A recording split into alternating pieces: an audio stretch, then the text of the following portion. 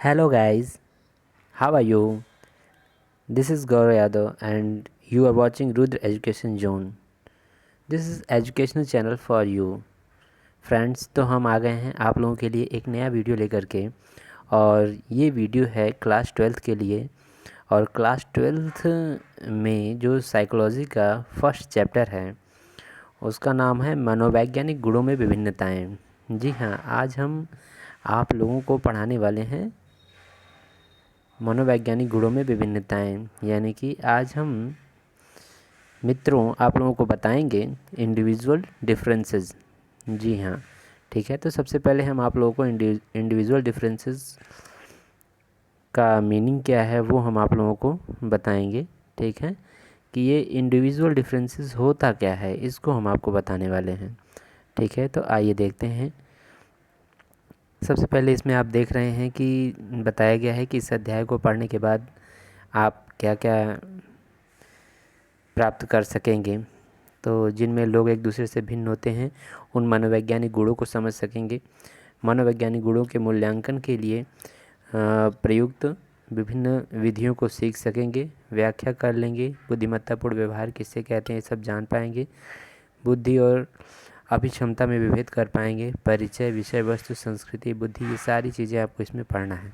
ठीक है, तो आइए इसका परिचय है। यहाँ पे हम पहले परिचय देख लेते हैं क्या बताया गया है। तो देखिए, साधारण सी बात है कि यदि आप अपने मित्रों, सहपाठियों या संबंधियों का प्रेक्षण करें तो आप पाएंगे कि उनकी प्रत्यक्षण सीखने और चिंतन करने में साथ साथ विभिन्न कृतियों को निष्पादित करने के उनके ढंग में विभिन्नताएं होती हैं। ठीक है, भिन्नताएं पाई जाती हैं जीवन के प्रत्येक क्षेत्र में। ऐसी व्यक्तिगत भिन्नताएं देखी जा सकती हैं। इस तरह यह है कि सभी व्यक्ति एक दूसरे से भिन्न होते हैं। कक्षा 11 में आपने उन मनोवैज्ञानिक सिद्धांतों को पढ़ा है जो मानव व्यवहार को समझने में अनुप्रयुक्त होते हैं। हमें यह भी जानने की आवश्यकता है कि किस तरह लोग भिन्न होते हैं, भिन्नताएं कैसे उत्पन्न होती हैं, कैसे इन भिन्नताओं का मूल्यांकन किया जा सकता है। आपको स्मरण होगा कि कैसे गाल्टन के समय से ही व्यक्तिगत भिन्नताओं का अध्ययन आधुनिक मनोविज्ञान का मुख्य अध्ययन क्षेत्र रहा है। ठीक है, तो इसको हम देखने के साथ साथ आइए हम थोड़ा नीचे चलते हैं और हम देखते हैं मानव प्रकारों में व्यक्तिगत भिन्नताएं। ठीक है, विभिन्न प्रजाति के प्राणियों में तथा किसी एक ही प्रजाति के प्राणियों में भी समान ढंग से व्यक्तिगत भिन्नताएं पाई जाती हैं। भिन्नताओं के कारण ही प्रकृति में आकर्षण एवं सौंदर्य होता है। एक क्षण के लिए अपने चतुर्दिक ऐसे जगत की कल्पना करें जिसमें ज़रा सोचिए कि सभी वस्तुएं एक ही रंग की, लाल या नीली अथवा हरी हों, तो दुनिया कैसी लगेगी। ठीक है, बहुत ही अच्छे ढंग से इसमें समझाया गया है। आप केवल एक बार अपनी किताब के किसी भी चैप्टर को अगर ध्यान से पढ़ लेते हैं, ठीक है, तो आपको समझ आ जाएगा कि NCERT है क्या। ठीक है, NCERT की सारी किताबें बड़ी खूबसूरत ढंग से सजाई गई होती हैं। शब्द तो बड़े अच्छे होते हैं और आपको समझने में भी थोड़ी भी तकलीफ़ नहीं होती है। ठीक है, तो आइए हम आगे चलते हैं, देखते हैं। विचलनशील या विभिन्नता एक प्राकृतिक तथ्य है और व्यक्ति इसके अपवाद नहीं है। देखिए, प्रत्येक व्यक्ति एक दूसरे से शारीरिक विशेषताएं जैसे ऊंचाई, वजन, बाल, रंग आदि में आप खुद सोचिए कि आप इंटरमीडिएट के छात्र हैं। ठीक है, आप अपने कॉलेज में जा रहे हैं, वहाँ पे आप देखते हैं कि आपके फ्रेंड्स हैं, किसी की हाइट थोड़ा कम है, किसी की ज़्यादा है, कोई सांवला है, कोई गोरा है। ठीक है, किसी का वज़न ज़्यादा है, किसी का वज़न कम है। ठीक है, कोई बहुत ज़्यादा शक्तिशाली है, कोई बहुत ज़्यादा वर्क कर लेता है, कोई वर्क बिल्कुल भी नहीं करता है। तो ये सारी चीज़ें क्या हैं, ये डिफरेंसेस हैं। ठीक है, इसी को हम क्या कहते हैं, इसी को हम कहते हैं डिफरेंसेस। ये क्या है, डिफरेंसेस है। और ये मतलब ये डिफरेंसेस तो है, लेकिन ये कैसा डिफरेंसेस है, तो ये आपका इंडिविजुअल डिफरेंसेस इसी को कहा जाता है। क्या कहा जाता है बच्चों, इसको कहा जाता है इंडिविजुअल डिफरेंसेस। ठीक है, इसको हम हिंदी में एक शब्द में बोल सकते हैं, वैयक्तिक भिन्नता। क्या इसको हम लोग बोल सकते हैं, इसको हम लोग बोल सकते हैं वैयक्तिक भिन्नता। ठीक है, इंडिविजुअल डिफरेंसेस इसको हम बोल सकते हैं, ठीक है, क्योंकि यहाँ प्रत्येक व्यक्ति एक दूसरे से भिन्न है, ठीक है। तो ये सारी चीज़ें देखने के बाद आइए हम लोग आगे चलते हैं, ठीक है। मनोवैज्ञानिक गुणों का मूल्यांकन। व्यक्ति के मनोवैज्ञानिक गुणों का संबंध बहुत सरल घटना जैसे किसी उद्दीपक के प्रति अनुक्रिया करने में लगने वाला समय अर्थात प्रतिक्रिया काल से भी होता है और बहुत अधिक व्यापक संप्रत्यय जैसे प्रश्नता से भी होता है। मापन करने की योग्यता, ये सारी चीज़ें क्या बताई गई हैं, मनोवैज्ञानिक गुणों का मूल्यांकन कैसे करना है, ठीक है। यहाँ पर देखिए मनोवैज्ञानिक गुणों के कुछ क्षेत्र बताए गए हैं, ठीक है। तो मनोवैज्ञानिक गुण रेखीय अथवा एक विमीय नहीं होते हैं, वे जटिल होते हैं और उन्हें कई विमाओं द्वारा व्यक्त किया जा सकता है। कोई एक रेखा बहुत से बिंदुओं का एक समूह होती है, कोई बिंदु और बिंदु कोई स्थान नहीं घेरता, ठीक है, परंतु एक डिब्बे के बारे में सोचें तो वह स्थान घेरता है, ठीक है। इसमें हम देख रहे हैं कि यहाँ पर बुद्धि के बारे में बताया गया है, ठीक है, कि इंटेलिजेंस है क्या। तो बुद्धि का अर्थ है पर्यावरण को समझने, सविवेक चिंतन करने तथा किसी चुनौती के सामने होने पर उपलब्ध संसाधनों का प्रभावी ढंग से उपयोग करने की व्यापक क्षमता से है, ठीक है। बुद्धि क्या है भाई, आप सही समय पर किसी चीज़ को समझ सकें, चिंतन कर सकें और कोई चुनौती अगर आ जाती है आपके सामने तो आप उसके लिए कैसे क्या आप कर रहे हैं, उससे मतलब चुनौती को उसको मतलब आप संभालने के लिए, उसको ठीक करने के लिए, ठीक है, आप किन संसाधनों का प्रयोग कर रहे हैं, वहीं आपकी बुद्धि है, ठीक है। और यहाँ पर आप देखते हैं कि अभिक्षमता, एप्टीट्यूड की बात की गई है, ठीक है। अभिक्षमता का अर्थ किसी व्यक्ति के कौशल के अर्जन के लिए अंतर्निहित संभाव्यता से है। अभिक्षमता परीक्षणों का उपयोग यह पूर्व कथन करने में किया जाता है कि व्यक्ति उपयुक्त पर्यावरण और प्रशिक्षण प्रदान करने का कैसा निष्पादन कर सकेगा, ठीक है, अभिक्षमता एप्टीट्यूड, ठीक है। यहाँ पर आप देख सकेंगे कि एक उच्च यांत्रिक अभिक्षमता वाला व्यक्ति उपयुक्त प्रशिक्षण का अधिक लाभ उठा करके एक अभियंता के रूप में अच्छा कार्य कर सकता है, ठीक है। मतलब सीखने से यहाँ पर है अभिरुचि यानी कि इंटरेस्ट। यहाँ पर अभिरुचि के बारे में आप देख लीजिए। अभिरुचि का अर्थ किसी व्यक्ति द्वारा दूसरी क्रियाओं की अपेक्षा किसी एक अथवा एक से अधिक विशिष्ट क्रियाओं में स्वयं को अधिक व्यस्त रखने की वरीयता से है। विद्यार्थियों की अभिरुचि के मूल्यांकन से हमें यह निर्णय लेने में सहायता मिल सकती है कि वे किन विषयों या पाठ्यक्रमों का प्रसन्नता के साथ अध्ययन कर, उनकी अभिरुचि किस में, इंटरेस्ट किस में है, ये चीज़ें यहाँ पर देखने को मिल सकेंगी। व्यक्तित्व, पर्सनालिटी के बारे में यहाँ पर बताया गया है कि पर्सनालिटी है क्या, तो जो आपका व्यक्तित्व है, व्यक्तित्व का अर्थ व्यक्ति के अपेक्षाकृत स्थायी प्रकार की उन विशेषताओं से होता है जो उसे अन्य व्यक्तियों से भिन्न बनाती हैं। व्यक्तित्व परीक्षण व्यक्ति की अद्वितीय विशेषताओं जैसे व्यक्ति प्रभावी है, विनम्र है, ठीक है, वो कैसा है, उसका मतलब वो स्थिर है या तुनक मिजाज का है, ये सारी चीज़ें उसके व्यक्तित्व से पता चलती हैं, ठीक है। और इसी में हम थोड़ा सा इधर आ जाते हैं और मूल्य के बारे में, वैल्यू क्या होती है। तो आदर्श व्यवहारों के संबंध में व्यक्ति के स्थायी विश्वास होते हैं। व्यक्ति के मूल्य उसके जीवन के व्यवहारों के लिए एक मानक निर्धारित करते हैं और उन्हें निर्देशित करते हैं। मूल्यों द्वारा ही व्यक्ति दूसरे व्यक्तियों के व्यवहारों के औचित्य का मूल्यांकन करता है। मूल्यों के मूल्यांकन में हम किसी व्यक्ति में प्रभावी मूल्यों का निर्धारण करते हैं। उदाहरण के लिए मूल्यांकन द्वारा हम यह जानना चाहते हैं कि किसी व्यक्ति में राजनीतिक, धार्मिक, सामाजिक, आर्थिक, ठीक है, उसमें किस तरह का मूल्य है, ठीक है, उसके हम गुणों को जानते हैं, उसके हम वैल्यू को पहचानते हैं कि वो किस टाइप का आदमी है, ठीक है। तो इसलिए यहाँ पर आप देखेंगे कि मनोवैज्ञानिक परीक्षण, साइकोलॉजिकल टेस्ट के बारे में बात की जा रही है, ठीक है। तो देखिए बच्चों, मेरा बस ये उद्देश्य है कि मैं इस चैनल पे जो क्लास 11th और 12th के लिए साइकोलॉजी का ये चैप्टर पढ़ाता हूँ, मैं बस इसलिए ये मैं कुछ अलग से थोड़ा बहुत दे रहा हूँ, नहीं तो मैं आपकी बुक्स में जो लिखा हुआ है मैं उसको पढ़ करके आपको समझाने का प्रयास करता हूँ, ठीक है। तो अगर इसमें कोई प्रॉब्लम होती है आप लोगों को तो आप लोग कमेंट्स के माध्यम से हमसे पूछ सकते हैं, ठीक है। तो आइए देखते हैं मनोवैज्ञानिक परीक्षण, साइकोलॉजिकल टेस्ट, ठीक है। व्यक्ति की मानसिक तथा व्यवहार परक विशेषताओं का वस्तुनिष्ठ तथा मानकीकृत मापक होता है। ऊपर बताई गई सभी मनोवैज्ञानिक विशेषताओं, ठीक है। जो मनोवैज्ञानिक विशेषताएं बताई गई, बुद्धि बताई गई, अभिक्षमता बताई गई, वैल्यू के बारे में बताया गया, व्यक्तित्व के बारे में बताया गया, सभी विमाओं के मापन के लिए वस्तुनिष्ठ परीक्षण विकसित किए जा चुके हैं, ठीक है। तो इसमें बताया गया है, देखिए मनोवैज्ञानिक परीक्षण में पहला आपका आ गया साक्षात्कार, ठीक है।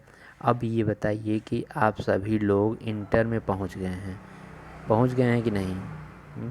तो आप सभी लोग अब INTER इंटरव्यू कौन नहीं जानता होगा? इंटरव्यू को हिंदी में बोला जाता है, क्या बोला जाता है? साक्षात्कार। तो इसके बारे में तो सब लोग जानते होंगे। तो आइए हम थोड़ा सा पढ़ लेते हैं। तो साक्षात्कार की विधि में परीक्षणकर्ता व्यक्ति से वार्तालाप करके सूचना एकत्र करता है। आप इसे प्रयुक्त होते हुए देख सकते हैं जब कोई परामर्शदाता किसी सेवार्थी से अंत क्रिया करता है, ठीक है। ये क्या है कि इसमें दो व्यक्ति आमने सामने बैठ करके, ठीक है। आजकल आप लोग न्यूज़ चैनल पर ढेर सारे न्यूज़ चैनल्स हैं और उस पर आप देखते होंगे डिबेट होता है, ठीक है। तो वो तो एक अलग चीज़ हो गया, ठीक है। यहाँ मैंने डिबेट की बात कर दी, वो तो अलग चीज़ हो गया कि एक किसी विषय पर, ठीक है, एक कोई विषय या एक कोई मुद्दा हम रख लेते हैं और उस पर अलग अलग लोगों से हम वहाँ पर क्या करते हैं, राय लेते हैं। जो न्यूज़ चैनल पे दिखाया जाता है उस पर हम क्या करते हैं कि हम अलग अलग लोग बैठे होते हैं और सबसे हम राय लेते हैं कि इस विषय पे आप क्या कहना चाहते हैं, ठीक है। लेकिन जो इंटरव्यू होता है उसमें क्या होता है, जो आपका साक्षात्कार ये दिखाया गया है, साक्षात्कार में क्या होता है कि एक पर्सन यहाँ बैठा होता है, ठीक है, और एक पर्सन यहाँ, ठीक है, और इन लोगों में आपस में बातचीत होती है, ठीक है। जैसे ये आपके ए हो गए और ये बी हो गए, ठीक है। ये इंटरव्यू ले रहे हैं बी का, ए इंटरव्यू बी का ले रहे हैं और बी ये अपने बारे में सारा सब कुछ बता रहे हैं। तो ये होता है इंटरव्यू, ठीक है। आगे चलते हैं हम लोग, ठीक है। इंटरव्यू हम लोगों ने देख लिया। अब हम देखते हैं केस स्टडी। केस स्टडी क्या है भाई? व्यक्ति अध्ययन क्या है? तो इस विधि में किसी व्यक्ति के मनोवैज्ञानिक गुणों तथा उसके मनोसामाजिक और भौतिक पर्यावरण के संदर्भ में उसके मनोवैज्ञानिक इतिहास आदि का गहनता से अध्ययन किया जाता है, ठीक है। ये केस स्टडी है, ठीक है। और इसके बाद हम लोग चलते हैं प्रेक्षण या ऑब्जर्वेशन में। व्यक्ति की नैसर्गिक या स्वाभाविक दिशा में घटित होने वाली तत्क्षणिक व्यवहारपरक घटनाओं का व्यवस्थित, संगठित, वस्तुनिष्ठ ढंग से अभिलेख तैयार किया जाता है। कुछ गोचर जैसे मातृ शिशु अंतःक्रिया का अध्ययन प्रेक्षण प्रणाली द्वारा सरलता से किया जा सकता है, ठीक है। आत्म प्रतिवेदन, सेल्फ रिपोर्ट है वह विधि जिसमें व्यक्ति स्वयं अपने विश्वासों, मतों आदि के बारे में तथ्यात्मक सूचनाएं प्रदान करता है। ऐसी सूचनाएं किसी साक्षात्कार, अनुसूची अथवा प्रश्नावली, मनोवैज्ञानिक परीक्षण, व्यक्तिगत डायरी का उपयोग करके प्राप्त की जा सकती है। आत्म प्रतिवेदन की बात हो गई, ठीक है। तो ये सारी चीज़ें इसमें थी। और अब हम आगे चलते हैं। बुद्धि के विषय में यहाँ पर दिया गया है कि व्यक्तियों की पारस्परिक भिन्नता जानने में बुद्धि एक मुख्य निर्मित है। किसी व्यक्ति की बुद्धि जानने से यह भी ज्ञात होता है कि वह अपने पर्यावरण के अनुरूप अपने व्यवहार को किस प्रकार अनुकूलित करता है। इस खंड में आप बुद्धि तथा उसके विभिन्न स्वरूपों के बारे में पढ़ेंगे, ठीक है। तो यहाँ पर आपको बुद्धि के विषय में बताया गया। बुद्धिमान व्यक्तियों के गुणों का पता लगाना, ठीक है। आप कैसे पता लगाएंगे? आपकी कक्षा में सबसे बुद्धिमान सहपाठी कौन है?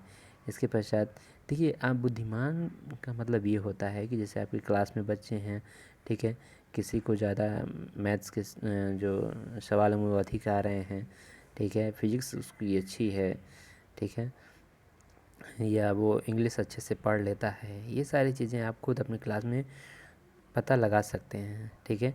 तो यहाँ पर आप देखें कि गार्डनर और स्टर्नबर्ग का सुझाव है कि एक बुद्धिमान व्यक्ति न केवल अपने पर्यावरण से अनुकूलन करता है बल्कि उसमें सक्रियता से परिवर्तन और परिमार्जन भी करता है। आपको बुद्धि का संप्रत्यय और उसका क्रम विकास बुद्धि के कुछ महत्वपूर्ण सिद्धांतों की विवेचना किए जाने के उपरांत ही समझ में आ पाएगा, ठीक है। तो आइए हम लोग बुद्धि के सिद्धांतों को देखते हैं, ठीक है। तो यहाँ पर आप देखिए, ये मनोवैज्ञानिकों ने बुद्धि के अनेक सिद्धांतों का प्रतिपादन किया है, ठीक है। इसमें आप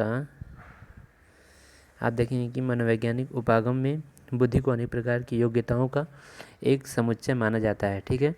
और यह व्यक्ति द्वारा किए जाने वाले निष्पादन को उसकी संज्ञानात्मक योग्यताओं के एक सूचकांक के रूप में व्यक्त करता है, ठीक है। दूसरी ओर हम देखते हैं कि सूचना प्रक्रमण उपागम में बौद्धिक तर्कना तथा समस्या समाधान में व्यक्तियों द्वारा उपयोग की जाने वाली प्रक्रियाओं का वर्णन किया जाता है। ठीक है, और इसमें हम क्या देख रहे हैं कि यहाँ पर आप देख लीजिए कि बुद्धि का द्विकारक सिद्धांत, ये आपका 1927 में चार्ल्स स्पीयरमैन ने बुद्धि का द्विकारक सिद्धांत दिया है। ठीक है, यह सिद्धांत कारक विश्लेषण की सांख्यिकी विधि पर आधारित था। उन्होंने प्रदर्शित किया कि बुद्धि के अंतर्गत एक सामान्य कारक, ठीक है, एक सामान्य कारक यानी कि जी फैक्टर और कुछ विशिष्ट कारक यानी यस फैक्टर होते हैं। ठीक है, सामान्य कारक के अंतर्गत वे सभी मानसिक संक्रियाएं होती हैं जो प्राथमिक हैं, जिसका प्रभाव सभी प्रकार के कार्यों के निष्पादन पर पड़ता है। उन्होंने बताया कि प्रत्येक व्यक्ति में सामान्य कारक के साथ साथ कई विशिष्ट योग्यताएं भी होती हैं। इन विशिष्ट योग्यताओं को उन्होंने जो आपका यस फैक्टर है, ठीक है, यानी विशिष्ट कारक है, यानी कि जो आपका विशिष्ट कारक है वो उन्होंने कहा कि जो सामान्य कारक के साथ साथ कुछ विशिष्ट कारक भी हैं। ठीक है, जैसे कि श्रेष्ठ गायक, वास्तुकार, वैज्ञानिक तथा खिलाड़ी आदि, ये तो सामान्य कारक में आ गया। सामान्य कारक में उच्च स्तर के हो सकते हैं, परंतु उनमें विशिष्ट क्षेत्रों में संबंधित योग्यताएं भी होती हैं जिनके कारण वे अपने अपने क्षेत्र में श्रेष्ठ हो जाते हैं। स्पीयरमैन के सिद्धांत के बाद लुई थर्स्टन ने प्राथमिक मानसिक योग्यताओं का सिद्धांत दिया। ठीक है, ये लुई थर्स्टन ने दिया है। और आगे हम चलते हैं, इसमें आपका बुद्धि संरचना मॉडल दिया गया है। ठीक है, भाषागत यानी कि भाषा के उत्पादन और उपयोग करने की योग्यता। ठीक है, तार्किक गणितीय, ये हर एक जगह बहुबुद्धि का सिद्धांत हार्वर्ड गार्नर द्वारा प्रस्तुत किया गया है। ठीक है, उन्होंने क्या किया है कि बुद्धि कोई एक तत्व नहीं है, बल्कि कई विभिन्न प्रकार की बुद्धियों का अस्तित्व होता है। प्रत्येक बुद्धि एक दूसरे से स्वतंत्र रहकर के कार्य करती है। इसका अर्थ यह है कि यदि किसी व्यक्ति में किसी एक बुद्धि की मात्रा अधिक है तो यह अनिवार्य रूप से इसका संकेत नहीं करता कि उस व्यक्ति में किसी अन्य प्रकार की बुद्धि अधिक होगी। ठीक है, भाषागत, तार्किक, गणित, ये सब क्या है, बहुबुद्धि सिद्धांत के उदाहरण यहाँ पर दिए गए हैं। संगीतात्मक है और शारीरिक गति संवेदी है, प्रकृतिवादी है। ठीक है, और यहाँ पर आप आगे चलिए, बुद्धि का त्रिचापी सिद्धांत, रॉबर्ट स्टर्नबर्ग ने 1985 में बुद्धि का त्रिचापी सिद्धांत प्रस्तुत किया। स्टर्नबर्ग के अनुसार बुद्धि वह योग्यता है जिसमें व्यक्ति अपने पर्यावरण के प्रति अनुकूल होता है। ठीक है, अपने तथा अपने समाज और संस्कृति के उद्देश्यों की पूर्ति हेतु पर्यावरण के कुछ पक्षों का चयन करता है और उन्हें परिवर्तित करता है। इस सिद्धांत के अनुसार मूल रूप से बुद्धि 3 प्रकार की होती है, घटकीय, अनुभविक और संदर्भिक। ठीक है, ये 3 प्रकार की बुद्धि इन्होंने बताया। तो ये घटकीय जो है, ये क्या है, घटकीय या विश्लेषणात्मक बुद्धि द्वारा व्यक्ति किसी समस्या का समाधान करने के लिए प्राप्त सूचनाओं का विश्लेषण करता है। ठीक है, ये आपका घटकीय हो गया। अनुभविक में क्या होता है, एक्सपेरिमेंटल इंटेलिजेंस। ठीक है, आप सब लोग समझ गए होंगे कि यहाँ पे जो है एक्सपेरिमेंटल यानी कि अनुभवी की बात की जा रही है, अनुभव के द्वारा। ठीक है, अनुभवी क्या, सृजनात्मक बुद्धि वह बुद्धि है जिसके द्वारा व्यक्ति किसी नई समस्या के समाधान हेतु अपने पूर्व अनुभवों का सृजनात्मक रूप में उपयोग करता है। ठीक है, इस बात को आप समझ गए होंगे। अब सांदर्भिक बुद्धि पर आ जाते हैं। ठीक है, सांदर्भिक बुद्धि क्या है, या सांदर्भिक या व्यवहारिक बुद्धि, इसको दूसरे शब्द में आप बोल सकते हैं। तो व्यवहारिक बुद्धि है जिसके द्वारा व्यक्ति अपने दिन प्रतिदिन के जीवन में आने वाली पर्यावरणीय मांगों से निपटता है, या इसे आप व्यवहारिक बुद्धि या व्यवसायिक समझ भी कह सकते हैं। ठीक है, तो ये त्रिचापी सिद्धांत आपका हो गया। 3 प्रकार की बुद्धि यहाँ पर बताई गई थी। ठीक है, अब हम आगे चलते हैं, आपका ज़्यादा समय नहीं लेते हुए आपको जो मेन पॉइंट है उस पर हम बात कर लेते हैं। बुद्धि में जो है कि व्यक्तिगत विभिन्नताएं, कुछ लोग दूसरों की तुलना में अधिक बुद्धिमान क्यों होते हैं, ऐसी उनके आनुवंशिकता के कारण होता है अथवा यह पर्यावरणीय कारक है।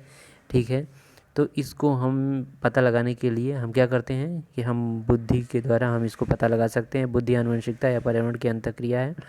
तो बुद्धि आनुवंशिकता के प्रभावों के प्रमाण मुख्य रूप से, ठीक है, जैसे जुड़वा बच्चे हैं, दत्तक हैं, और यहाँ पर कालानुक्रमिक आयु भी दिया गया, इसके बारे में बताया गया है। ठीक है, एक चीज़ यहाँ पर आप लोगों को मैं बता देना चाहता हूँ, बहुत ही इम्पॉर्टेंट है। ये आपका जो है सन 1912 में एक जर्मन मनोवैज्ञानिक विलियम स्टर्न ने बुद्धि लब्धि का एक सूत्र दिया था, ठीक है, एक फार्मूला है और इसको आपको समझना बहुत ज़रूरी है, ठीक है। तो उन्होंने क्या दिया है, फार्मूला है ये आपका बुद्धि लब्धि का, ठीक है। बुद्धि लब्धि इक्वल टू मानसिक आयु अपॉन कालानुक्रमिक आयु इंटू 100, ठीक है। ये यहाँ पर बुद्धि लब्धि का आपका एक सूत्र दिया गया है। यहाँ पर आप देख सकते हैं ये किसने दिया है, विलियम स्टर्न ने दिया है। बुद्धि लब्धि का ये जो सूत्र है इसको विलियम स्टर्न ने दिया है। बुद्धि लब्धि बराबर मानसिक आयु बटे कालानुक्रमिक आयु गुणित 100, ठीक है। तो ये क्या होता है कि ये बुद्धि लब्धि किसी भी छात्र की, जैसे आपको बुद्धि लब्धि निकालना है तो उसको निकालने के लिए आप इस सूत्र का प्रयोग कर सकते हैं, ठीक है। बुद्धि लब्धि का आप इसका सूत्र का प्रयोग कर सकते हैं, ठीक है। आगे चलते हैं हम लोग।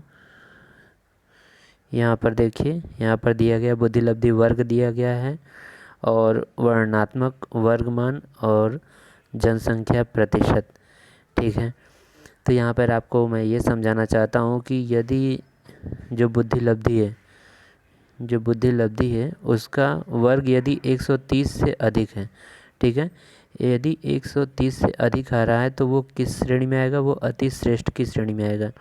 120 से 30 के बीच में है तो श्रेष्ठ है। 110, ठीक है, यानी 110 से 120 उच्च औसत, 90 से 109 औसत है, 80 से 89 यानी कि 89 है तो निम्न औसत है, और 70 से 79 यानी कि 79 है तो सीमावर्ती है, 70 से कम है तो बौद्धिक रूप से अशक्त है, ठीक है, यानी उसके पास बौद्धिक क्षमता बहुत ही कम है, ठीक है।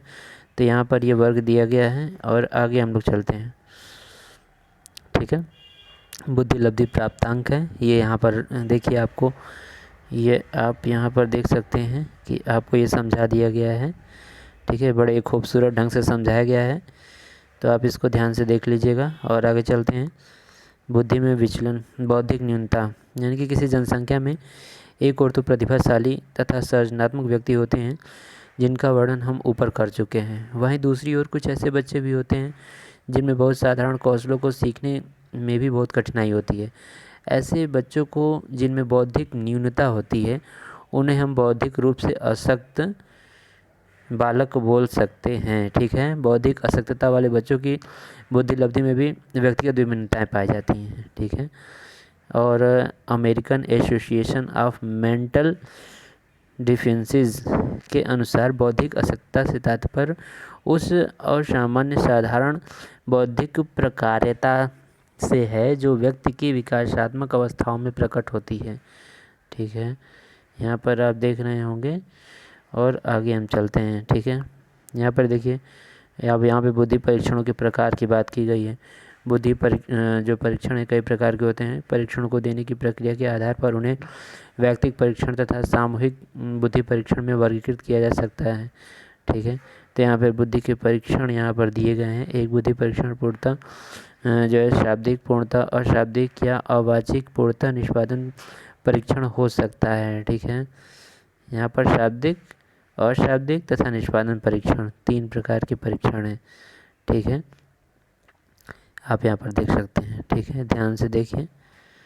भारत में जो बुद्धि परीक्षण दिए गए 1930 में SM मोहसिन ने हिंदी भाषा में बुद्धि परीक्षण के निर्माण का प्रयास किया था। CH राइस ने बीने के बुद्धि परीक्षण को उर्दू तथा पंजाबी भाषा में, यहाँ पर आप देख सकते हैं कि जितने लोगों ने बुद्धि परीक्षण दिया है उनका नाम दिया गया है, ठीक है। ये शाब्दिक बुद्धि परीक्षण है और ये निष्पादन वाले हैं। शाब्दिक बुद्धि परीक्षण में आप देख सकते हैं कि उदय शंकर द्वारा विकसित CIE शाब्दिक समूह बुद्धि परीक्षण है, ठीक है।